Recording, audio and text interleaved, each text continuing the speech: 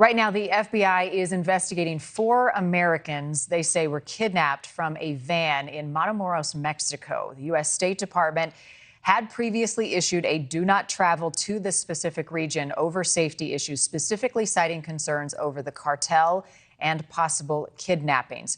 Joining us this morning to talk more about it, Jennifer Coffindaffer, NewsNation law and justice contributor. Congratulations on the title and welcome officially on board. It's good to see you. Talk to me a little bit about this region of the southern portion of Texas, right near Brownsville in Matamoros. What do we know about it and cartel activity in this area?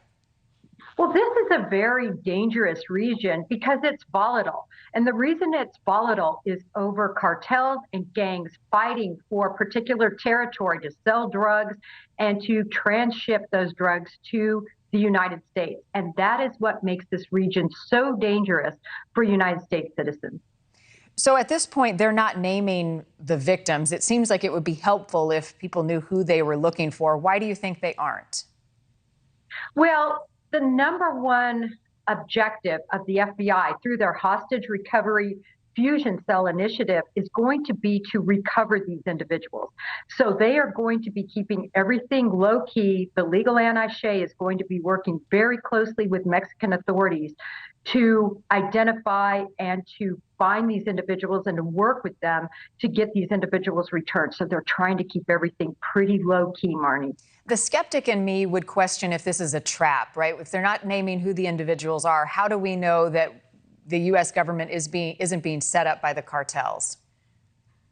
Well, Marni, this is not unusual. It's unusual that we're hearing about it, but approximately, according to the FBI, 625 U.S. citizens and citizens with green cards were kidnapped in 2021, over 800 the year before that.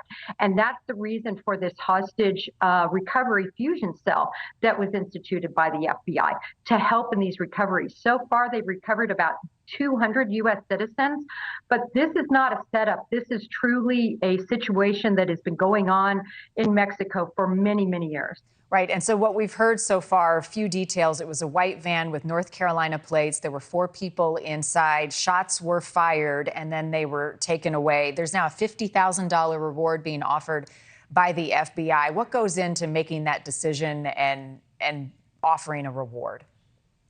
Well, it's important that they offer a reward. Sometimes these gangs and cartel groups will take very little money.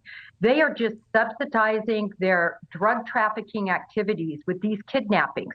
And they have moved from taking high dollar targets, if you will, high dollar marks, people worth a lot of money, to instead going against many different individuals. Any U.S. citizen really could be a target. So they're going for volume, if you will, over the amount of money the U.S. citizen has. Thank you for watching. Go to newsnationnow.com to find NewsNation on your television provider. And don't forget to click the red subscribe button below to get more of NewsNation's fact-driven, unbiased coverage.